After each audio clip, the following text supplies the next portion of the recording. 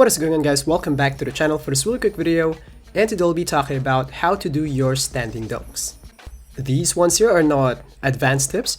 To be honest, I can even call it as beginner tips, so try not to expect some, mind-blowing stuff in here. But of course, these ones here are still valuable stuff. And by the way, there's a lot of ways to utilize your standing dunks, so if you want to add something, just leave it in the comment section down below. So let's get right into it.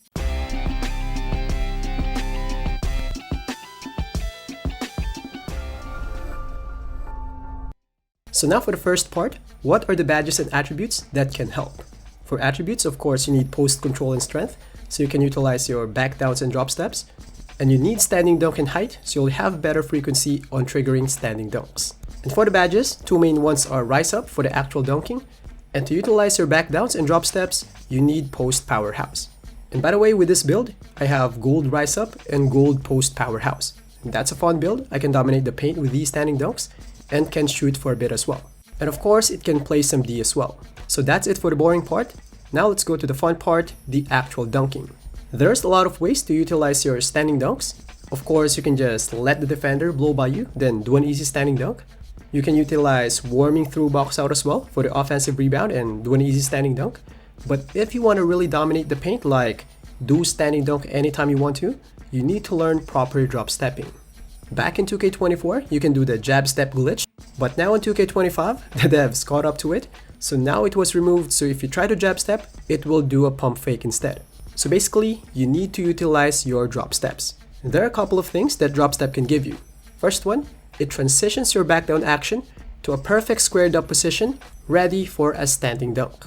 Second one, if your post powerhouse and strength dominates the defensive attributes and badges of your defender, chances are really high that you can trigger these type of freeze animations.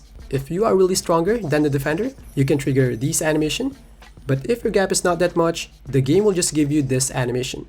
It won't freeze the defender, but it will give you a decent space. So before we go to the next part, just want to invite you guys to like the video so it can reach more viewers, and of course subscribe to tune in for upcoming ones. So now going back, basically there are two ways to do drop steps. One is on this direction,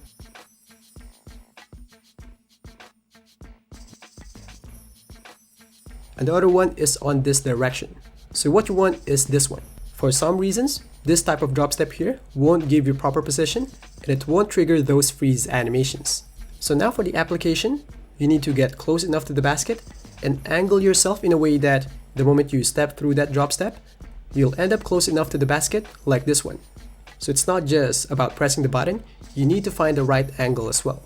Now, I have two conditions. First one, if my defender is as strong as my build, or if he is stronger than my build, then the only time I will go for a dunk is if I trigger that freezing animation or if the drop step gave me some space.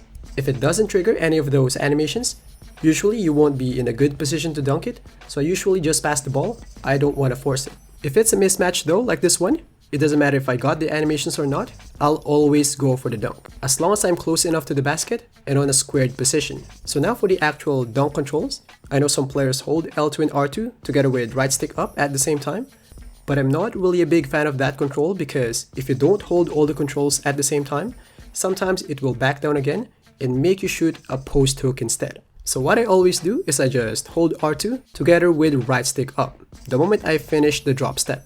And I might ask, shoots, then what about using the dunk meter?